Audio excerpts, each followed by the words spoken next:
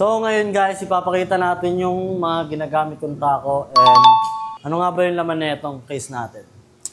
So siyempre, unang-una, Puri case kasi siyempre, sponsored tayo ng Puri. Lahat ng gamit natin, Puri.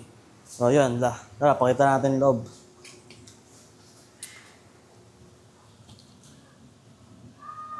Siyempre, CPBA gloves. Ayan. Napakaganda, napakadulas. Yan, tsaka muna. Ito nga pala yung playing cue ko. Papansin nyo may nakasulat. Lord of War. Pero hindi ako yung Lord ng War.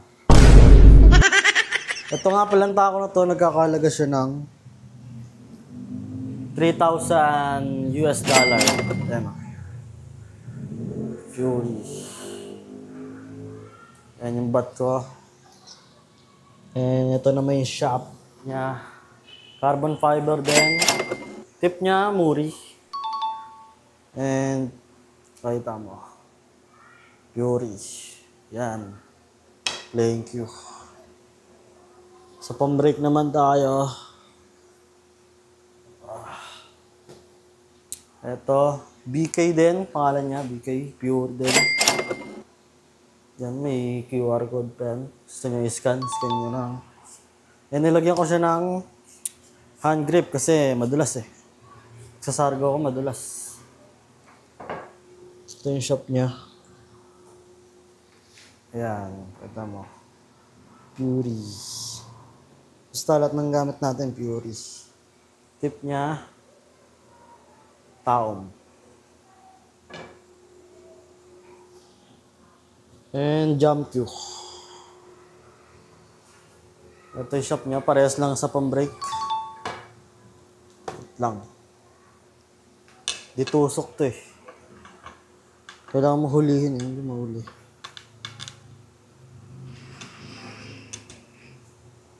Ayan. Yan guys. Fury. Napuputol din siya pag ano. Gusto nyo maiksi. Pag gusto nyo mahaba.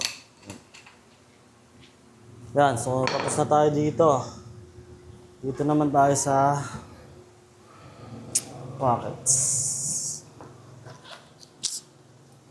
Ito, protector. Di ko na nagagamit. Siyempre, TP chalk. Kulay. Ibang kulay niyan. Basta, kulay green. And TP chalk ulit na kulay gray, 7,500. Sobrang ganda niyan, guys. Yun lang. Tsaka topper. And mga protector na to, di ko na ginagamit eh. Dito tayo sa baba. Basahan. Natig sa 10 piso. Ito. Players pass. Sa PLP to ah. There's pass.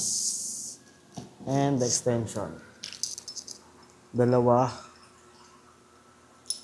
May maliit, may malaki. Carbon fiber din yan, boy. Tsaka patches. Puro Pure, dami. Dami naman ito. Dami. Basta yan. May protector pa dito.